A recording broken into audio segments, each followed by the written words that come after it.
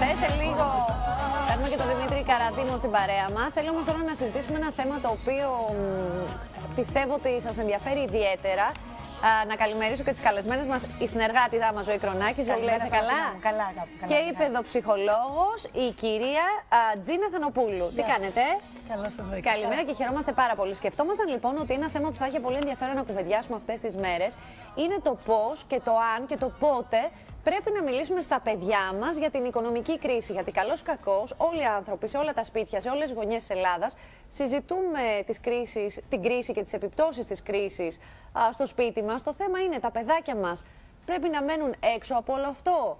Πρέπει να ενημερώνονται και αν ναι, με ποιο τρόπο και σε ποια ηλικία, έτσι δεν είναι, Ζωή? Νομίζω ότι και οι δύο που έχουμε και παιδάκια και σε εσένα είναι ακόμη μικρά βέβαια στα Ματίνα μου. Εμένα η δικιά μου που είναι παιδιά 4,5 ήδη αρχίζει και αντιλαμβάνεται όλη αυτή την κατάσταση. Δηλαδή βλέπει τις ουρές στα ATM και μου λέει «Μαμά, τι γίνεται εδώ?» Λαμβάνω στο All for Mama ακόμη και mail από φίλες αναγνώστριες οι οποίες μου λένε «Φέτος δεν θα πάμε διακοπές». Πώς θα το εξηγήσω στα παιδιά μου? Πώς θα το πω στα παιδιά μου ότι δεν έχω αυτή τη στιγμή χρήματα να πάμε σε διακοπές? Ναι, ή ας πούμε μια φορά στο τόσο τα πηγαίνεις σε ένα παιχνιδάδικο να πάρουν ένα δωράκι. Τώρα δεν μπορείς να το κάνεις. Ή ας πούμε τους έπαιρνες τα αγαπημένα τους μπισκοτάκια από το σούπερ μάρκετ και τώρα δεν μπορείς να τα πάρεις. Και το χειρότερο στα Ματίνα μου είναι ότι νιώθεις και τύψεις. Εσείς αγωνιός νιώθεις τύψεις που είσαι σε αυτή την κατάσταση. Αγαπημένη μας Τζίνα, μου επιτρέπεις το νεδικό? Ναι, ωραία. Πότε πρέπει να μιλήσουμε στα παιδιά μας? Υπάρχει καταρχήν κάποιο χρονοδιάγραμμα και κάποιος ηλικιακός περιορισμός που πρέπει να έχουμε υπόψη? Υπάρχει ανάλογα με την εξελικτική τους ηλικία και την οριμότητά τους. Πρέπει να πούμε διαφορετικά πράγματα. Δηλαδή, από 5 μέχρι 10 χρονών λες διαφορετικά πράγματα και από 10-11 που είναι προεφηβεία και τα λοιπά μέχρι 17 λες άλλα πράγματα. Ωραία, λοιπόν, ας πάρουμε τις κατηγορίες με τη σειρά. Ναι. Άρα, μέχρι τα 5, δηλαδή, δεν αναφέρουμε τίποτα, όπως είπε η... Ανάλογα, το παιδί. Το παιδί θα σου πει, θα σου ρίξει τον μπαλάκι και εσύ πρέπει να το πάρεις. Ανάλογα, σου κάνει μια απορία. Θα σου πει, παραδείγματος χάρη, περνάς στον δρόμο και βλέπεις στο ATM μια μεγάλη ουρά. Γιατί μαμά περιμένουν αυτοί? Τι είναι οι άνθρωποι αυτοί? Του λες ότι αυτή τη στιγμή με απλό τρόπο, ήρεμο, με ξεκάθαρα λόγια, χωρίς πανικό. Και εγώ πάντα λέω ότι πριν να προετοιμάσεις τον εαυτό σου, πριν πας να αντιμετωπίσεις το παιδί σου, διότι αν είσαι εσύ σε full πανικό και σε ταραχή τη στιγμή που θα του πεις κάτι, βέβαια δεν είσαι τέλειος, ούτε είσαι μηχανή, αλλά πρέπει να ηρεμήσεις λίγο τον εαυτό σου, να καταλάβεις ότι τα παιδιά έχουν τρομερές αντένες, πανικοβάλλονται, όλες οι εγγραφές τους γίνονται μέχρι τα 7 τους χρόνια, δηλαδή αυτό που κληρονομούν τώρα θα το κουβαλήσεις όλη τη ζωή, αυτόν τον πανικό και την ανασφάλεια. Άρα πρέπει να έχεις υπόψη σου ότι ό,τι και αν τους πεις, μπορεί να μην το καταλάβουν με το μυαλό, αλλά θα το καταλάβουν με την καρδιά και με τις αντένες τους και θα καταγραφεί ο πανικός του. Για τι ηλικίες παιδιά μιλάτε? Μιλάω για 5-6. Είμαστε στην πρώτη κατηγορία. Ακριβώς. Στα μικρά. 5 χρονών παιδάκι για το ATM. Βεβαίως. Τα παιδιά είναι πάρα πολύ. Βεβαίως. 100%. Τα παιδιά είναι πολύ προηγμένα. Να το βιώνουν και στο σχολείο. Δηλαδή, μπορεί ένα συμμαθητής τους να έχει δει κάτι στο σπίτι και να τους το πει. Να βλέπει τη μαμά του να κλαίει. Το χαρτζηλίκι του να ο πάρει μπαμπά του αγχωμένο. Ακριβώς. Τα παιδάκια στο σούπερ μάρκετ. Εμείς κάποτε γέμιζε ένα καρότσι. Και τώρα το καρότσι, ας πούμε, είναι μισό και σου λέει τι γίνεται εδώ. Ή ακούει, ξέρετε, και αυτές τις εκφράσεις που λέμε εμείς, βλέπουμε τηλεόραση. Γι' αυτό πρέπει ο γονιός να είναι πολύ προσεκτικός που συνέχεια τηλεόραση και λέει, ας πούμε, ο γονιός, πω, καταστροφή. Και αύριο τι θα μας ξημερώσει? Ξέρετε, τα παιδιά. Όχι, πώς θα το πείτε, σωστό, έχετε δίκιο. Ξέρετε, αυτά τα παιδιά τα παίρνουν ακριβώς τα πράγματα. Έτσι πώς τα λέμε, γιατί είναι έτσι εξελικτική τους ηλικία που τα πράγματα είναι μονοδιάστατα. Τα βλέπουν άσπρο-μαύρο, καλό-κακό, σε αυτή τη μικρή ηλικία. Πιο μεγάλα έχουν την. Ναι, δηλαδή, εσύ μεταφορικά μπορεί να λες έρχεται η καταστροφή του κόσμου. Θα το πάρει έτσι. Καταστρεφόμαστε και θα το πάρει έτσι. Δεν καταλαβαίνει την καταστροφή, αλλά τον πανικό θα τον πάρει. Θα τον εισπράξει. Μπράβο, θα τον εισπράξει. Άρα πρέπει να μέχρι την ηλικία των 5 και εκεί κοντά στα 5, απαντούμε με ηρεμία. Προσπαθούμε να μην φέρουμε την καταστροφή του κόσμου, αλλά να στρογγυλέψουμε λίγο τις καταστάσεις. Με αλήθεια και ρεαλισμό, όσο γίνεται. Ότι αγάπη μου αυτή τη στιγμή. Πάντοτε με ασφάλεια, ότι η πατρίδα μας η Ελλάδα μας περνάει δύσκολα οικονομικά. Είναι όπως παραδείγματος χάρη ένα παράδειγμα που συζητάγαμε πριν με τη Ζωή, ότι όπως η μαμά πάει στο σούπερ μάρκετ και δεν έχει πολλά λεφτά στο πορτοφόλι της, το πορτοφόλι της Ελλάδας μειώθηκε. Δεν έχει πολλά λεφτά η Ελλάδα στο πορτοφόλι. Αν μας ζητάει το παιδί μας, το έχουμε καλομάθει και κάθε Κυριακή το πάμε στο Λούνα Πάρκ ή Σάββατο παρασάββατο το πάμε σε ένα παιχνιδάδικο και του παίρνουμε ένα δωράκι και του κάνουμε βόλτα. Και τώρα για λόγους οικονομίας δεν το κάνουμε. Και το παιδάκι μας το ζητήσει, γιατί έτσι το έχουμε μάθει. Ότι μαμά, θα πάμε εκεί να πάρουμε παιχνιδάκι. Του λέμε δεν μπορώ ή βρίσκουμε μια δικαιολογία, όχι σήμερα είναι κλειστό. Του λέμε την αλήθεια. Ότι αυτή τη στιγμή, γιατί δεν ξέρουμε και ποια θα είναι η κατάσταση, δηλαδή η εξέλιξη. Πρέπει να το προετοιμάσουμε. Ότι αυτή τη στιγμή βιώνουμε γενικά, βιώνουμε μετά από τα 15, αλλά ζούμε μια δύσκολη κατάσταση. Θα αλλάξουμε τις συνήθειές μας. Και επίσης μπορούμε να βρούμε εναλλακτικούς τρόπους για το παιδάκι μας, να του δώσουμε την ίδια χαρά που θα του δίνουμε. Με διαφορετικά πράγματα. Να το πάμε στο πάρκο της γειτονιάς μας. Να πάρουμε κάτι πιο μικρό, πιο οικονομικό που αντέχει η τσέπη μας. Όχι, έχεις απόλυτο δίκιο. Απλά εγώ αναρωτιέμαι αν βρίσκουμε μια δικαιολογία για να το αποφύγουμε. Πώς λέμε, βάζω το σκελετό στην τουλάπα, ή αν το αντιμετωπίζουμε και λέμε ευθέως. Παιδιά, εγώ το έζησα αυτό που λέει στην πραγματικότητα. Πήγαμε, έχουμε μια βάφτιση στην Κυριακή και πήγαμε λοιπόν να αγοράσουμε παιχνιδάκι για το μωρό που θα βαφτιστεί. Κλασικά, όποτε πηγαίναμε λοιπόν σε ένα παιχνιδάδικο, η Κρίστα ήθελε να της πάρουμε ένα δωράκι. Έτσι, αυτό είναι νόμος. Δεν είχα μαζί μου, είχα τα 60 ευρώ από το ATM, την έπρεπε να το πάρω, ας πούμε. Έτσι. Και την βλέπεις ότι μαγκώθηκε. Της λέω, αγάπη μου, λέω τώρα τι να κάνω, να πω την αλήθεια. Ή να πω αυτό που λες, ότι εκφεύγεις. Τι να κάνεις. Με υπεκφυγές να το Όχι υπεκφυγές, γιατί τα παιδιά με απλό τρόπο θέλουν την αλήθεια. Ότι αυτή τη στιγμή πια δεν θα μπορούμε να παίρνουμε 2. Πρέπει ένα δωράκι να παίρνεις.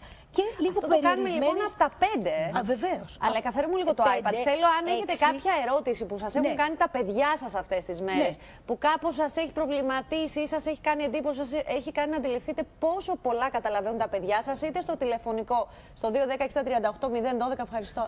Μου, ή στο Happy Day ΑΤΒ να μας το πείτε, να ρωτήσουμε την κυρία Θανοπούλου για πιθανές απαντήσεις. Βέβαια, ρεαλιστικά, με απλά λόγια, ακριβώς τι σημαίνει, ότι αυτή τη στιγμή δεν έχουμε το δωράκι, θα πάρεις ένα δωράκι, έχω μέχρι 10 ευρώ, παραδείγματος χάρη. Στο φίλο σου που έχεις να πας στο πάρτι, πάλι μέχρι 12 ευρώ, 15 ευρώ θα του πάρουμε δωράκι. Το κομμάτι διακοπές τώρα, που είναι πολύ σημαντικό. Πολύ σημαντικό. Είμαστε στη μέση του καλοκαιριού. Στη μέση του καλοκαιριού, όλα τα παιδάκια ελπίζουν.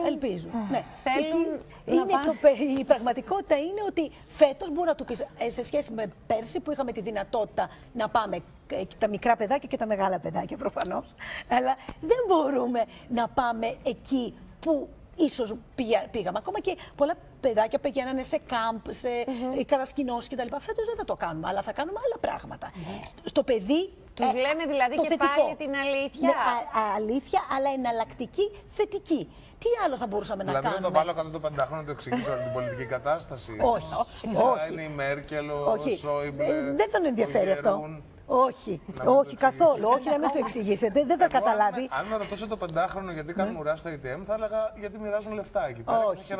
Μην λέτε ψέματα ποτέ στα παιδιά. Δεν είναι ψέματα, δεν μοιράζουν λεφτά τα ATM. Δεν μοιράζουν. Είναι τα λεφτά που έχει ο μαμάς και η μπαμπά και τα κρατάει μέσα και τα δίνουν σιγά-σιγά. Δεν το λες και μοίρασμα. Ναι, τα κρατάει σιγά-σιγά και μας τα δίνουν σιγά-σιγά. Όπως εγώ έχω στο πορτοφόλι μου 10-20 ευρώ και στα δίνω σιγά-σιγά. Πάντως είναι σημαντικό να σκεφτούμε ότι πλέον είναι και ίσως και ώρα να βάλουμε και τα όρια που θα πρέπει να βάλουμε. Δηλαδή είναι και μια. Το πόσο καλομαθαίνουμε τα παιδιά μας. Και μαθημάτων. Και μαθημάτων. Δεν εντύπωση ότι αυτό έπρεπε να ισχύει πάντα. Πολύ σωστό. Πάρα πολύ σωστό. Η ευκαιρία τώρα λοιπόν, μια και βιώνουμε όλη αυτή την κατάσταση, εμένα πάντα η γιαγιά μου έλεγε τα παιδιά μεγαλώνουν με αγάπη. Δηλαδή πολλές φορές φέραμε προσχηματικά εμείς η δικιά μας γενιά. Επειδή λείπαμε πολλές ώρες και δουλεύαμε και είχαμε τύψεις, γυρνούσαμε με ένα δωράκι για να καλοπιάσουμε τα παιδάκια μας. Αυτό πρέπει να αλλάξει. Δεν πρέπει να κάνουμε 2 ή 3 παιδιά γιατί δεν έχουμε λεφτά. Αυτό αλλάζει φυσικά. Και πάμε σε αυτή τη σοφή λαϊκή ρίση που έλεγαν οι γιαγιάδες μας. Τα παιδιά μεγαλώνουν με αγάπη. Επίσης για τις κατασκηνώσεις που συζητούσαμε πριν, υπάρχουν και κατασκηνώσεις οι οποίες για ανθρώπους που δεν έχουν την οικονομική δυνατότητα να στείλουν έτσι στα παιδιά τους και να πληρώσουν. Μπράβο, πολύ σωστό. Ιδιωτική κατασκηνώση. Υπάρχουν και δημόσιες κατασκηνώσεις που κάνουν πολύ αξιοπρεπώς τη δουλειά. Βέβαια, και μπορούμε να πούμε στα παιδιά ότι όχι, ξέρετε, είναι το πώς θα το πεις στο παιδί, ότι αγάπη μου, δεν μπορείς να πας. Δυστυχώς, δεν θα το πεις έτσι.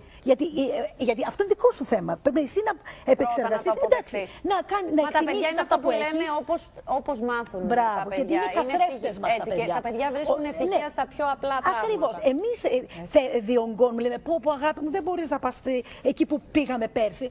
Όχι, πολύ ωραία, θα πας σε αυτή την πολύ ωραία οικονομική, πάρα πολύ ωραία κατασκήνωση, θα γνωρίσεις καινούργια παιδάκια. Πάντα δηλαδή. Είσαι υπέρλα από την κορφή μέχρι τα νύχια, θεά.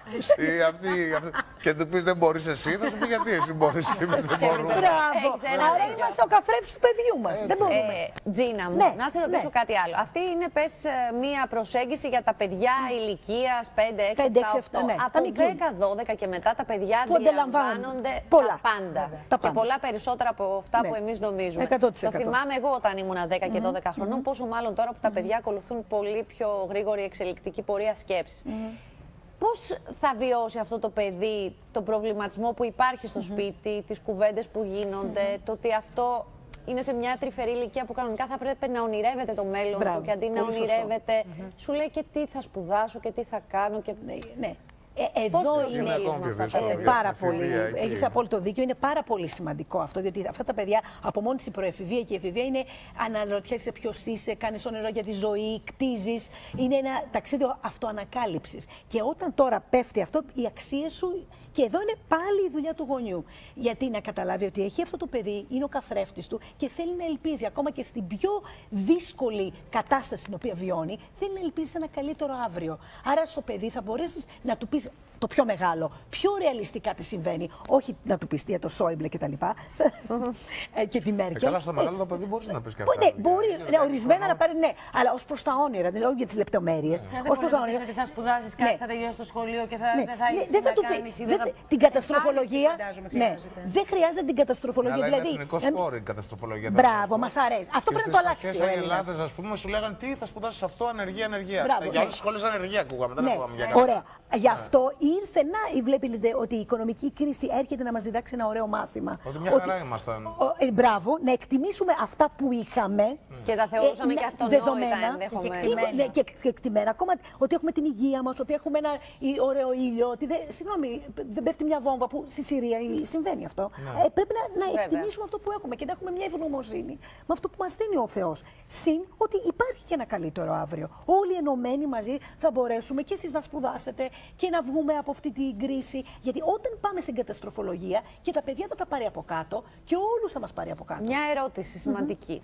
Εγώ είμαι πολύ προβληματισμένη σαν μανούλα. Όχι εγώ σας σταματεί, να κάνω ένα υποθετικό παράδειγμα. Όταν γυρίσω στο σπίτι, πρέπει έστω και με προσπάθεια να υποδηθώ τη χαρούμενη και την χαλαρή ή να αφήσω αυτό που νιώθω και υπάρχει μέσα μου, ελεγχόμενα βέβαια, να φανεί και στα παιδιά μου. Η απάντηση σε αυτό είναι η μέση λύση. Εάν εσύ νιώθεις φοβερή κατάθλιψη και πανικό κτλ., όχι διαχειρίσου το πριν πας στο σπίτι σου με τα παιδιά σου. Διαχειρίσου το όχι μόνο για τα παιδιά σου, για τον εαυτό σου. Πρέπει να το διαχειριστείς για να φύγεις από αυτό το. Είμαστε σε ένα σύννεφο αρνητικότητας. Πρέπει να φύγουμε από αυτό, όχι να είσαι σαν την τρελή χαρά και να λες όλα είναι υπέροχα. Δεν είναι. Αλλά πρέπει να έχεις μια αισιοδοξία. Πρέπει να έχεις μια πίστη για το αύριο και ακόμα και για το σήμερα. Δεν είναι εύκολο να το κάνεις αυτό. Δεν είναι εύκολο. Μα γι' αυτό είναι ασφαλή. Είναι επιλογή όμως. Είναι επιλογή. Δηλαδή, και όταν. Κακά τα ψέματα. Παίρνεις και τηλέφωνα φίλους, βλέπεις ειδήσεις. Γι' αυτό ακόμα και φίλτρο στις ειδήσεις. Είναι μια αυτοτροφοδοτούμενη κατάσταση. Είναι ένας φαύλος κύκλος. Δηλαδή, μπαίνεις σε μια αρνητικότητα και όταν μπεις σε αυτό δεν βγαίνεις εύκολα. Άλλο λέω όμως, γυρνώντας στο σπίτι, πρέπει να προσπαθήσω να είμαι τριαλαλή. Τριαλαλή δεν είναι ρεαλιστικό. Είναι λάθος κι αυτό. Γιατί είσαι σε άλλο κόσμο. Το παιδί σου λέει τι συμβαίνει. Τώρα πώς είναι, μου λες να είμαι ρεαλιστής, όταν βλέπω εσύ στο La La Land που λένε. Δεν είναι έτσι. Πρέπει να είσαι. Μια μέση λύση. Μέση λύση. Αλλά να μην, συγγνώμη ζωή μου, να μην το βάζεις μέσα στη φάση αυτή του πανικού, αλλά όχι και τη φάση της καλής χαράς ότι όλα δεν συμβαίνουν σήμερα. Ρεαλιστικά, απλά με μια ματιά και διάθεση αισιοδοξίας. Ναι, βεβαίως υπάρχουν δυσκολίες. Αυτό που μου έκανε τρομερή εντύπωση, έξω συζητώντας με την κυρία Θανοπούλου, είναι ότι αυτό που μου εντόπισε, προσοχή, διότι αυτά μεταφέρονται στις γενιές. Δηλαδή, αν έχει ένα παιδάκι 7-8 χρονών και του μεταφέρει όλο αυτό τον πανικό, είναι λίγο σαν το κατοχικό σύνδρομο. Που ξαφνικά, ας πούμε, οι παππούδες μας και οι γιαγιάδες μας μεγάλωσαν φάε. Και λες, κάτσε ρε παιδί μου, γιατί δεν έχουμε να φάμε. Αυτό, παιδιά, μεταφέρεται στις γενιές. Ένα παιδάκι τρομαγμένο θα γίνει ο τρομαγμένος γονιός του αύριο. Τι είναι προτιμότερο σε ένα τέτοιο παιδί, να είμαστε αισιόδοξοι ότι τα πράγματα θα αλλάξουν, θα γίνουν καλύτερα με μια σταθερότητα, ή να είμαστε σταθεροί και να του λέμε ότι τα πράγματα είναι έτσι και είμαστε στην αναμονή? Ναι. Τι είναι προτιμητέο? Τα πράγματα είναι δύσκολα. Εκτιμούμε αυτό που έχουμε σήμερα και εκτιμούμε τα μικρά πράγματα στη ζωή. Μπορεί να μην μπορούμε να πάμε διακοπές, παραδείγματος χάρη, αλλά πάμε μια βόλτα στο πάρκο, όλοι μαζί σαν οικογένεια. Ας πάρουμε ωραίες φωτογραφίες, ας πάμε στη θάλασσα, ακόμα και με το λεωφορείο. Και να είμαστε όλοι μαζί, είμαστε αγαπημένοι, να κάνουμε παιχνίδια. Περιμένουμε, δεν πανικοβαλόμαστε, αλλά. Δηλαδή δεν τα λέμε όλα με το σωρό συννεφάκι, αλλά περιμένουμε για κάτι καλύτερο. Να μην είμαστε ιδιαίτερα αισιόδοξοι. Κοίτα, ότι θα αλλάξουν, γιατί μπορεί να μην αλλάξουν.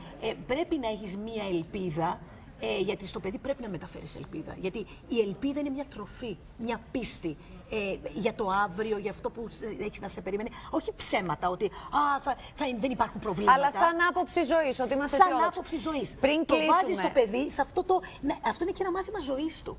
Αυτή η κρίση είναι μια ευκαιρία να μάθεις μαθήματα στο παιδί. Πριν κλείσουμε, ρωτάει η Ελένη Φασούλα, τηλεθεάτρια. Ναι. Σε περίπτωση μετανάστευσης, πότε το ανακοινώνουμε στο παιδάκι? Έχω μια κορούλα 9 χρονών, πανέξυπνη και όρημη πολύ. Πόσο χρόνο η κόρη της? 9. 9. Είναι αρκετά μεγάλη. Αν έχει σκοπό άμεσα να το κάνει, δηλαδή, παραδείγματος χάρη, αν το Σεπτέμβριο έχει αποφασίσει, λέμε, ένα παράδειγμα, να πάει σε κάπου, πρέπει σιγά σιγά να την προετοιμάζει. Ότι αγάπη μου, ο μπαμπάς, η μαμά θα βρουν μια καινούργια δουλειά. Να ξέρετε ότι είναι μια εμπειρία προσαρμογής και χρειάζεται ένα χρονικό διάστημα 1 μηνός για ένα παιδί στην ηλικία των 9 να το προετοιμάσει. Ότι θα πας σε καινούριο σχολείο, καινούριους φίλους. Γιατί κάποιοι παιδοψυχολόγοι, βέβαια, το έχω ακούσει σε περίπτωση διαζυγίων, όχι μετανάστευσης, ότι καλό είναι να τους το λες ένα βράδυ πριν. Δηλαδή, ότι αν η μαμά είναι να φύγει από το σπίτι σε μικρά παιδιά. Είχε τύχει σε μία φίλη μου. Ναι, παιδιά 6 χρονών και της είπε: θα διαφωνήσω με αυτό. Εγώ πιστεύω ότι το παιδί χρειάζεται προετοιμασία. Δεν του λες ποτέ κάτι ξαφνικά. Γιατί μπορεί να του γίνει τραύμα. Γιατί τα παιδιά θέλουν σταθερότητα, πρόγραμμα για να προετοιμάζονται ψυχολογικά. Ίσως εννοεί, Σταματίνα, να μην υπάρχει το διάστημα της αναμονής. Μάλλον γι' αυτό. Ναι, αλλά δεν του λες ότι την επόμενη μέρα ο μπαμπάς και η μαμά φεύγει από το σπίτι. Είναι τραυματικό. Ναι, βέβαια. Το προετοιμάζεις. Αλλά το προετοιμάζεις σιγά σιγά, πάντοτε με το μήνυμα της σιγουριάς, την ασφάλεια. Ότι όλα γίνονται για το καλό μας και όλα θα πάνε καλύτερα. καλύτερα. Δίπλα σου. Σωστό. Η μαμά και ο μπαμπάς θα είμαστε δίπλα σου, θα σε αγαπάμε ακόμα και στο διαζύγιο. Θα είμαστε δίπλα και ο μπαμπάς και η μαμά σε αγαπάνε. Αγάπη, ενότητα, ρεαλισμός. Ναι. Νομίζω αυτό είναι το Αλλά τρίτο. θα είμαστε δίπλα σου και όλες τις δυσκολίες θα τις αντιμετωπίζουμε μαζί με αγάπη. Τζίνα Θάνου. Κυρία Θάνου, Τζίνα, αγαπημένη, σε ευχαριστούμε. Θανοπούλου, συγγνώμη. Θανοπούλου, σε ευχαριστούμε πάρα πολύ. Είσαι καταπληκτική, πολύ επικοινωνιακή και πολύ επεξηγηματική. Ελπίζω να πάνε όλα καλά. Ζωή μου, δεν ξέρω τι άλλο διαβάζουν οι αναγνώστριες σου στο allformama.gr. Ήταν να κάνουμε ένα άλλο θέμα, δεν ξέρω αν το θυμάστε, παιδιά, με το κομμάτι της παιδικής χαράς και πώς προετοιμάζουμε τα παιδιά. Λόγω της κατάστασης όμως και λόγω του ότι αλλάζουν τα δεδομένα, σκεφτήκαμε λοιπόν να κάνουμε αυτό το θέμα που θεωρώ ότι είναι και επίκαιρο και ενδιαφέρει και πολλούς γονείς. Και συνεργάζεστε και στο allformama.gr με την Τζίνα. Ωραία. Καλό καλοκαίρι, να ευχηθούμε σε όλους σε όλη την Ελλάδα. Εγώ θα κρατήσω αυτό που είπε η αγαπητή Τζίνα, να προσπαθήσουμε να τα δούμε όλα μέσα από ένα θετικό πρίσμα, μια οπτική γωνία λίγο πιο ροζ. Αισιοδοξίας. Έτσι. Διαφημίσεις και επιστρέφουμε.